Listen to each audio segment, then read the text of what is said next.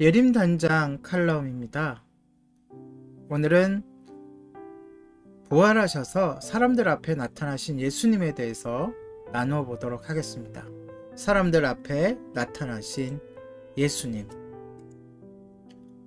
부활의 증거를 더 정확히 알기 위해서는 빈 무덤 외에도 부활 후 사람들에게 나타나신 예수님에 대해 더 설명해야 합니다. 예수님은 부활하시어 각기 다른 시간과 장소에 각기 다른 사람들에게 나타나셨습니다. 베드로와 야고보, 요한 등 예수님의 제자들이 모인 곳에 나타나셔서 함께 식사를 하기도 하셨습니다. 제자들이 부활을 믿을 수 없었던 것은 그들이 실제로 부활하신 예수님을 만났기 때문입니다. 제가 잘못 읽었습니다. 다시 읽겠습니다. 제자들이 부활을 믿을 수밖에 없었던 것은 그들이 실제로 부활하신 예수님을 만났기 때문입니다. 물론 이에 대한 반박으로 제자들이 환상을 보았다고도 할 수 있습니다. 이런 식이죠. 이성적으로 판단해도 그것은 환상에 사로잡힌 거라고 보는 게 맞죠? 라고 말입니다. 그런데요, 환상은 보통 상상력이 풍부하여 문학적인 사람들에게 잘 나타날 수 있는 극히 주관적이며 개인적인 현상이라고 할 수 있습니다.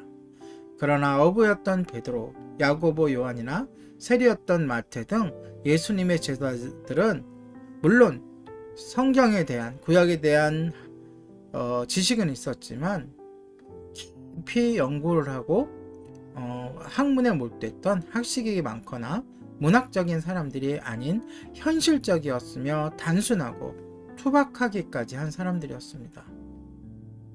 또한 이 제자들 외에 당시 500여 명이 부활하신 예수님을 일시에 본 것으로 기록되어 있습니다. 바울이 편지를 쓰던 AD 50년에서 60년 경만 해도 이 500여 명 중에 반 이상이 살아 있었습니다. 제자들도요, 처음에는 부활을 의심했습니다. 그 대표적인 제자인 도마는 계속 의심하다가 나중에 예수님을 직접 만나 그 손에 못자국을 보고서야 부활을 믿은 사람입니다. 사실 예수님을 3번이나 부인했던 베드로가 무엇 때문에 자신의 목숨을 버리면서까지 기독교 신앙을 지켰을까요? 바울이 온갖 고난과 핍박 속에서도 죽음을 무릅쓰며 복음을 전하다가 순교한 이유가 과연 어디에 있을까요?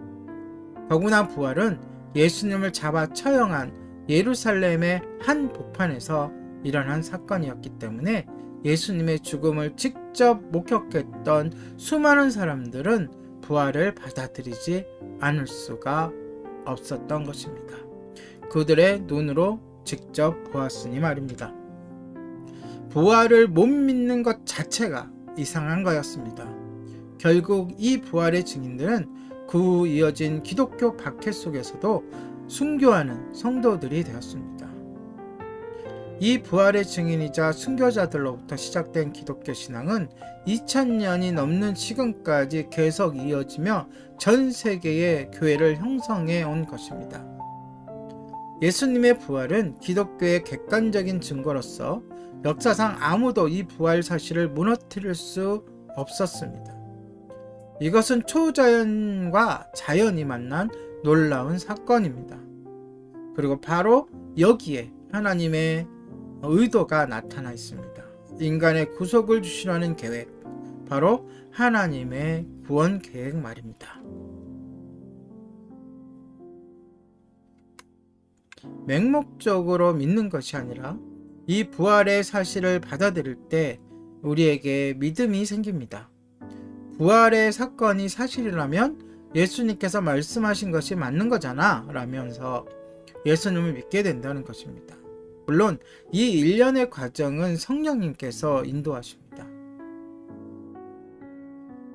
사람이 하나님을 믿는 것도 믿지 않는 것도 아닌 아주 답답한 상태에서 벗어날 수 있는 것은 좁게 이야기하면 부활하신 예수님을 믿느냐 믿지 않느냐에 달려있는 것입니다.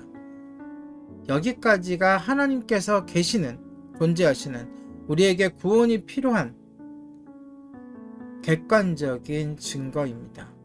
내일부터는 주관적인 증거인 기도의 응답에 대해서 나누도록 하겠습니다. 오늘의 예림단장 칼럼이었습니다.